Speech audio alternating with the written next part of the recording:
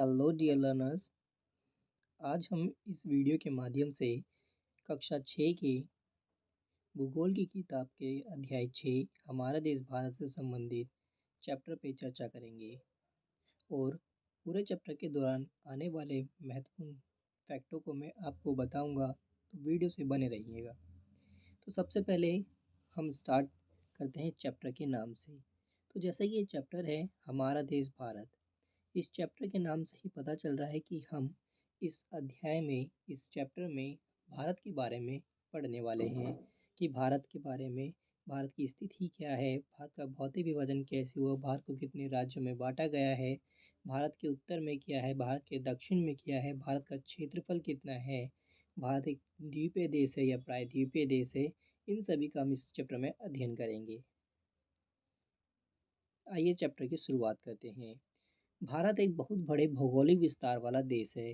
जैसा कि बताया गया कि भारत एक बहुत बड़े भौगोलिक विस्तार वाला देश है, यानी कि भारत का जो भौगोलिक एरिया है, ज्योग्राफिकल एरिया है, क्या है वो काफ़ी विस्तार है, काफ़ी फैला हुआ है।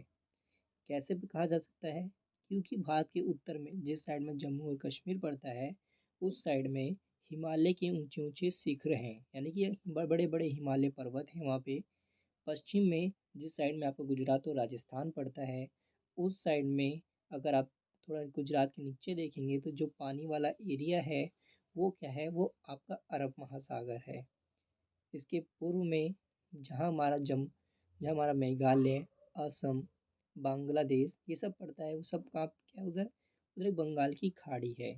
और इसके दक्षिण में जहाँ हमारा श्रीलंका पड़ता है, वहाँ हिंद महासागर है। और इन्हीं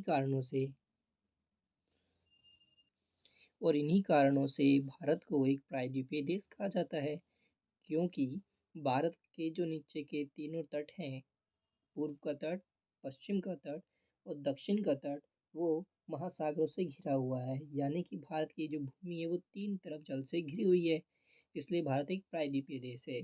और अक्सर क्वेश्चन ये आता है कि प्रायद्वीपीय देश क्या होता है। तो प्रायद्वीपीय देश क्या होता है? प्रायद्वीपीय देश वो देश होता है जो तीन तरफ से समुद्र से घिरा होता है। उदाहरण के लिए आप भारत का नाम ले सकते हैं।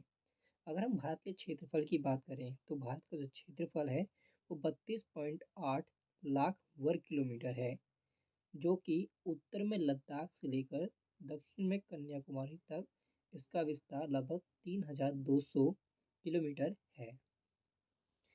पूर्व में अरुणाचल प्रदेश से लेकर पश्चिम में कच्छ तक इसका विस्तार लगभग 2900 किलोमीटर तक है। अब आपके लिए मेरे पास एक प्रश्न है और आप इसको खोजिएगा, वीडियो पॉज करके एक बार इन प्रश्नों का उत्तर जरूर ढूंढने का प्रयास कीजिएगा। क्वेश्चन ये है कि अरुणाचल प्रदेश की राजधानी कौन सी है? अब आगे की तरफ बढ़ते हैं। ऊंचे ऊंचे पर्वत, भारतीय महामरुस्थल, उत्तरी मैदान, असमान पठारी सतह, तटीय भाग एवं द्वीप समूह स्थल रूपों की विभिन्नता को दर्शाते हैं।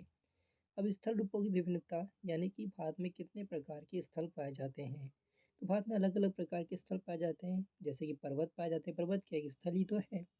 भारत में अलग अलग महामरुस्थल हैं, रेगिस्तानी इलाका पाया जाता है, मैदानी इलाका पाया जाता है, पठारी इलाका पाया जाता है और तटीय इलाका। इसलिए भारत में विभिन्न प्रकार के स्थल स्वरूप हैं। और यहाँ की जो जलवायु है, यानी कि यहाँ का जो मौसम है, वनस्पति यानी कि पेड़ पौधे, वन्य जीव यानी जंगलों में रहने वाले लोग जो वन में निवास करते हैं, वे क्या हैं? जीव यानी जीव, मानव और जानवर दोनों के साथ साथ भाषा एवं संस्कृति में भी बहुत भिन्नता है। इस भिन्नता में ही हम एकता को पाते हैं, जो हमारी परंपराओं में दिखती है। यही कारण है कि हम एक राष्ट्र में बंधे हैं। वर्ष 2011 से अब तक भारत की आबादी 120 करोड़ से अधिक हो चुकी है। जैसा कि आप जानते हैं कि आज वर्तमान में यानी कि अभी 2024 में ऐसा अनुमान लगाया जा रहा है कि भारत की जो जनसंख्या है वो लगभग 135 करोड़ के आसपास पहुंच चुकी है। और ये चीन के बाद दूसरे नंबर पे आती थी, लेकिन अनुमान के अनुसार आज हम जनसंख्या के मामले में चीन को भी पछाड़ चुके हैं। एनसीईआरटी की जब आप किताब पढ़ते हैं तो पढ़ते समय जो पीले बॉक्सेस दिए होते हैं इनको पढ़ना ना भूलिएगा, कि जो पीले बॉक्सेस में जो दी गई जानकारी है वो आपकी परीक्षा की दृष्टि से महत्वपूर्ण होती है। जैसे कि यहाँ दिया हुआ है कि प्रायद्वीप प्रायद्वीप क्या है? प्रायद्वीप के बारे में हमको बताया हुआ है और मैंने भी आपको पहले बता दिया था कि वह स्थल जो तीनों तरफ से जल से घिरा होता है वो प्रायद्वीप होता है, जैसे कि भारत। ये था हमारे इस पाठ का परिचय।